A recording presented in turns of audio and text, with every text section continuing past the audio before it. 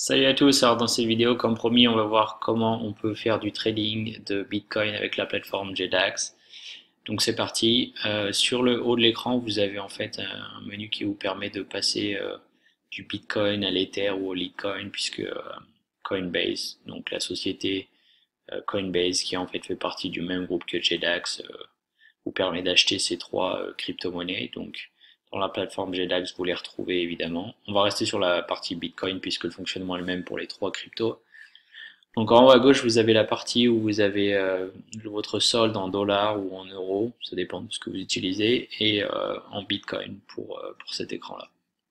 Vous pouvez aussi déposer de l'argent, soit via votre compte bancaire directement, soit via virement, ou alors vous pouvez aller chercher de l'argent dans votre Bitcoin Wallet Coinbase. Donc là, je peux choisir d'importer de l'argent soit en Bitcoin, soit en dollars. L'avantage de faire ça, c'est que vous n'avez pas de frais de transaction entre Coinbase et JDAX.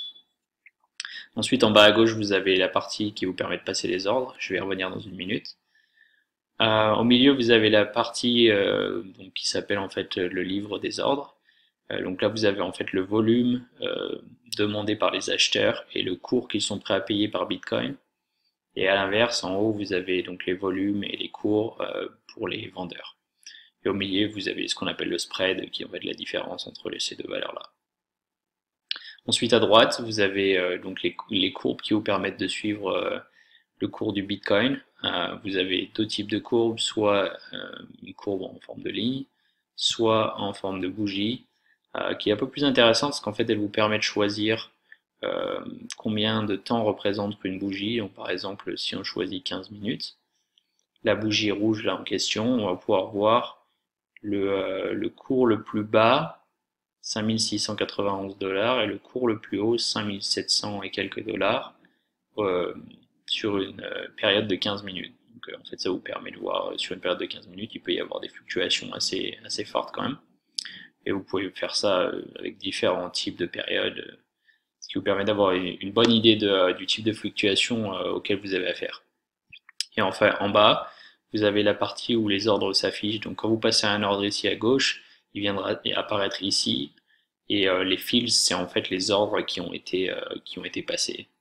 Euh, donc l'ordre que j'avais par exemple un ordre d'achat pour 0.06 Bitcoin, et ensuite j'en ai revendu pour à peu près le même total au final. Voilà, et avec des cours différents évidemment.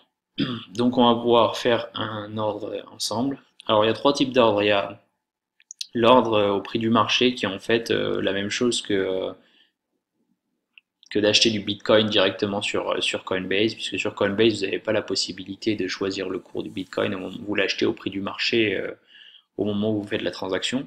Donc ça a peu d'intérêt en fait de faire ça ici, puisque c'est déjà ce que Coinbase propose.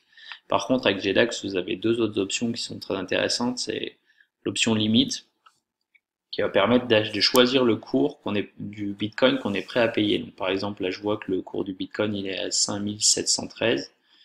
Admettons que je sois prêt à payer 5700 dollars pour un Bitcoin et que je veuille en acheter pour 0.03 Bitcoin.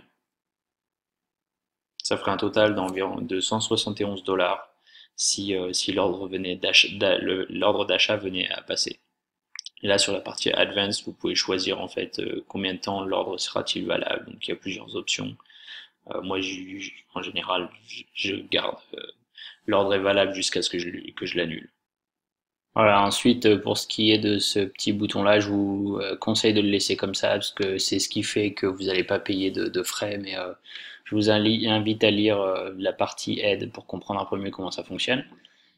Et enfin, dernier type d'ordre que vous pouvez passer en ordre d'achat, c'est un ordre stop limit. Alors l'avantage de ça, c'est que vous pouvez décider que si le prix du Bitcoin devait passer à 5800 dollars par exemple, vous seriez prêt à payer un maximum de 5815 dollars par Bitcoin.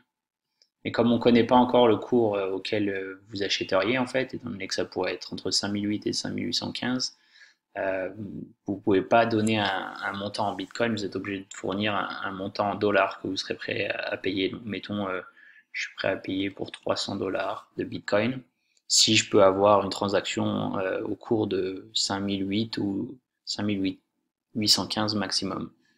Et en fait, l'avantage de faire ça, c'est que si le cours du Bitcoin venait à s'enflammer très rapidement pendant que vous n'êtes pas devant votre ordinateur, euh, dès que le cours va passer au-dessus de 5008, vous allez en fait, votre ordre va se convertir en ordre limite, comme on vient juste de voir avant, et donc vous seriez prêt à payer 5815 dollars par Bitcoin maximum. Mais si le prix monte tellement vite que votre ordre n'a pas le temps de s'exécuter et que d'un coup on se retrouve à 5817 dollars par Bitcoin, eh bien votre ordre ne sera jamais exécuté puisque vous aviez un plafond de 5815. Donc en fait, ça vous permet d'avoir une fourchette entre 5008 et 5815 où vous êtes prêt à ce que la transaction ait lieu, et si ça dépasse le 5815, vous considérez que vous ne souhaitez plus que votre ordre soit exécuté. Voilà, donc j'espère que c'est clair. N'hésitez pas à poser des questions sous la vidéo si vous en avez. Sinon, je vous vois dans une prochaine vidéo. Allez, bye bye.